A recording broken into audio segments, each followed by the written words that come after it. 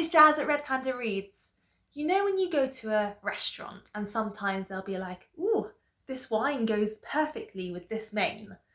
So I tried to do something similar today, but rather than, sadly, rather than pouring you a nice glass of wine and giving you a gorgeous meal, I have instead decided to do a video where I have paired board games with books. I am so excited to do this video.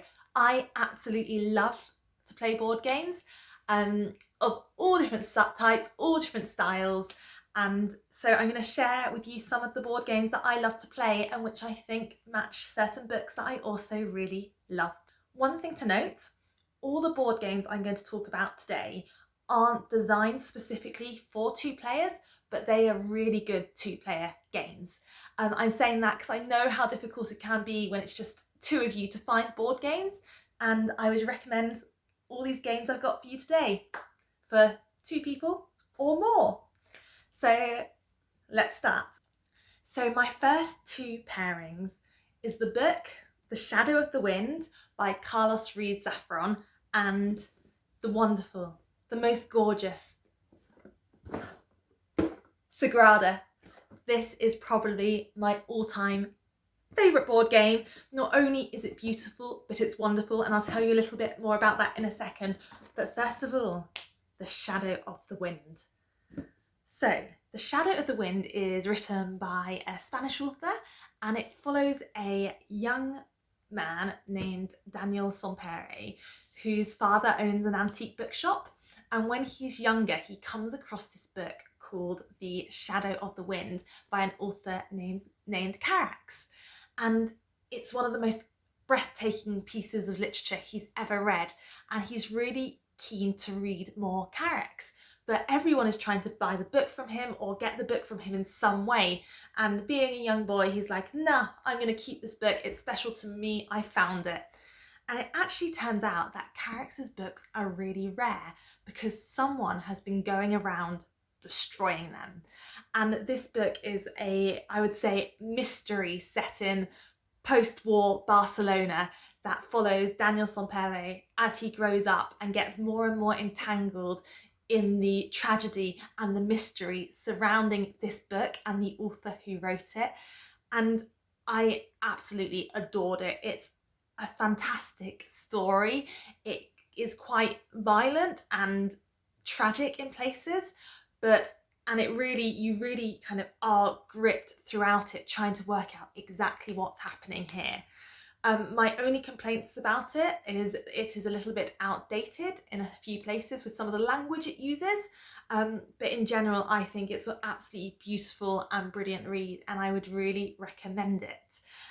The reason I think it suits the game Sagrada so well is I think both this game and The Shadow of the Wind transport you to Barcelona. In The Shadow of the Wind you feel you are walking the streets with Daniel, kind of absolutely at a loss with what's going on, but surrounded by all this beauty and horrors. Whereas in this game, you feel like you're an artisan crafter building stained glass windows in the Sagrada Familia. How cool is that? So the way this game works is it's a dice drafting game. So you basically roll a number of dice depending on the number of people, and you take turns picking the dice. And there's 5 different coloured dice and of course 6 different numbers on those dice. So when you pick a dice, you're not able to change the number, usually. And you have different objectives, both personal objectives and group objectives, which will give you points. And at the end of the game, the more objectives you've met, the more likely you're going to get more points, and the person with the highest points wins. So the key things about meeting your objectives is you're putting your dice into the stained glass windows. However, not only are you trying to meet the objectives, there are certain moves you cannot do. For example, you can never put the same colour dice horizontally or vertically next to each other. You also cannot put the same number of dice horizontally or vertically next to each other. So that really limits where you can put your dice, and also each stained glass window has certain certain requirements as well. So all of this stuff makes the placement of your dice while trying to meet the objectives even more bamboozling sometimes. And it's just such an intricate, beautiful, wonderful game. And I would really recommend it. It's wonderful. So the next book I am pairing with a game is one of my favourite children's books, which is Eragon by Christopher Paolini. And I am pairing that with, let me just get it. I'm pairing that with Hero Realms. So first of all, the book. So the book is about a young guy named Aragon who works with his uncle and brother on a farm, and one day he comes across this strange stone in the forest. It just appears in front of him. He takes it and it ends up hatching for him because it turns out it was a dragon's egg, and he ends up starting to raise this dragon which he calls Sagrada. However, this dragon egg, now dragon, is currently being hunted by some of the most powerful people in Alagasia, which is the kingdom in which this is set.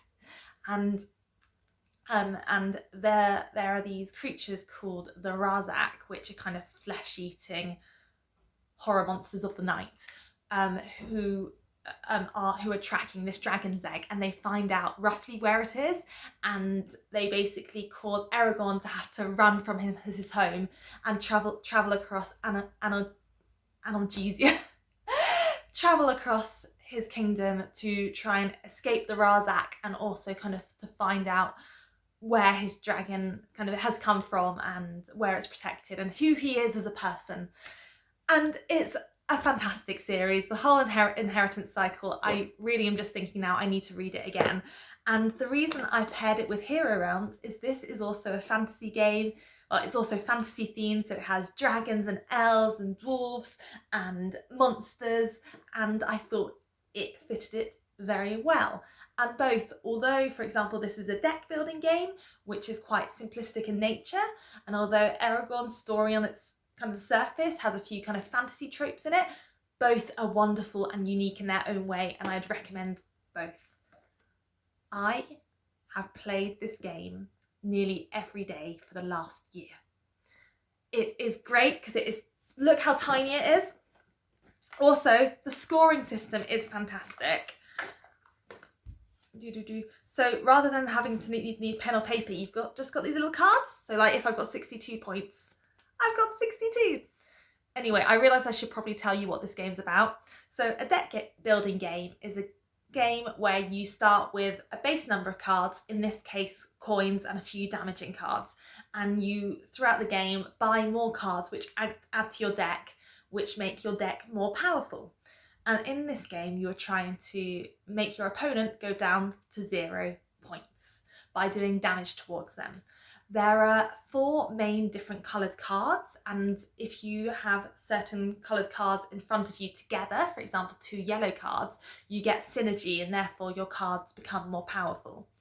So the types of cards are, we have the red cards, which tend to be quite damaging cards, but also they let you make your deck smaller by discarding cards and never having to use them again, which can be very advantageous late game when things like money are no longer as useful. You then have green cards, which are really good at, again, damage, but also you can make your opponents on their go have 1 less card in their hand, which is a pain sometimes. You then have yellow cards. I think I have a dragon here as well. Where's my dragon? Got my dragon. So you've got yellow cards, which tend to be quite healing focused, and also lots of drawing of extra cards in your hand. And then finally, you have blue cards. So this is one of my favourite cards of the game, which is Firebomb, which is like big explosions. And what blue cards tend to be is they tend to be more money focused cards, deck manipulation focused cards, and also they allow you to stun other people's cards, so chuck them off the table, which is fantastic. So it's a game which is really compact, really easy to pick up, and I love it. So the next book I am going to be pairing with a board game is one of my favourite reads of 2019, and it's one of the books that got me back into reading again, and that is Normal People by Sally Rooney. Oh my god, I adore this book. I will go more into it in a second, but I am going to be pairing it with a game about spies. Codenames. How is Jazz pairing a book about romance to a game about spies? You will see in due course. So Sally Rooney's Normal People is a book about two young adults, Marianne and Connell, who start having a sexual relationship during the end of sixth form, but it's secret because Connell is embarrassed about Marianne. And they end up both going to university together, and it just follows their lives as their relationship goes on. They kind of their relationship is on and off for a number of years throughout sixth form, throughout university, and so on. And the story in itself sounds very simplistic, and for me, I often don't like stories where there's a lot of kind of break up and then they're pining for each other. But I think the reason I love Sally Rooney's book so much is those bits of pining are minimal. Most of it is about their communication with one another and the fact that they don't communicate. There is a part where you can just see they want the exact same thing. They just both want to move in with each other, and neither of them will say it. And it ends up with them, again, separating. Oh, it's infuriating, but I love it. I love their characters. Also, the BBC adaptation was incredible. Absolutely beautiful artistry. It was gorgeous, and getting goosebumps just thinking about it. But it was a brilliant book and a brilliant series, and I love it. I am going to pair that, as I've said, with Codenames, and the reason for that is both Normal People and Codenames are about communication. I think that's kind of where the similarities stop, but hey, I like the link. And so Codenames is actually kind of sold more as a party game with bigger groups, but I really like it with two players where you're kind of trying to beat the box.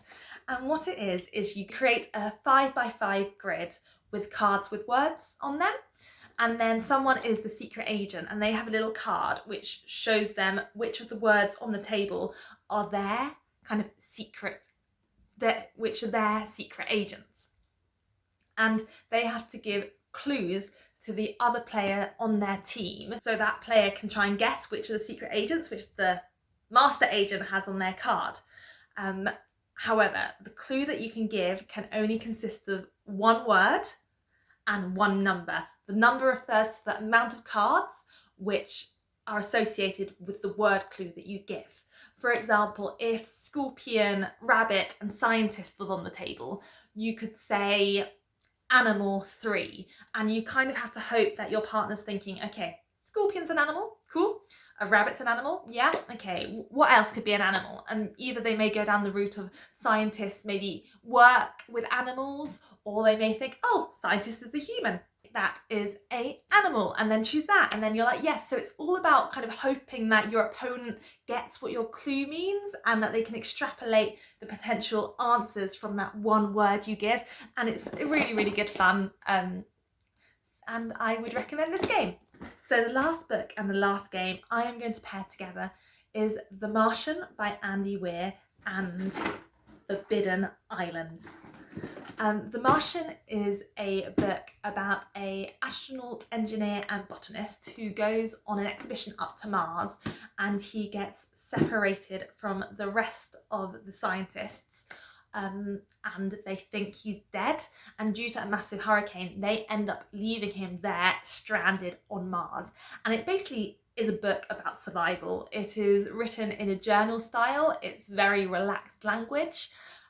But I loved all the inventive ways that the main character thinks to survive on Mars, and how he's kind of able to utilise his skill as both a botanist and an engineer to survive in a crazy harsh environment. And every challenge he overcomes something else suddenly happens and you think, no, everything you've worked for is gone.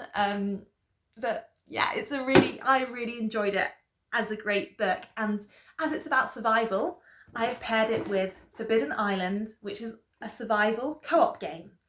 So you work with other people to basically collect 4 artifacts from this island and then get to your helicopter pad and fly off, and you've won.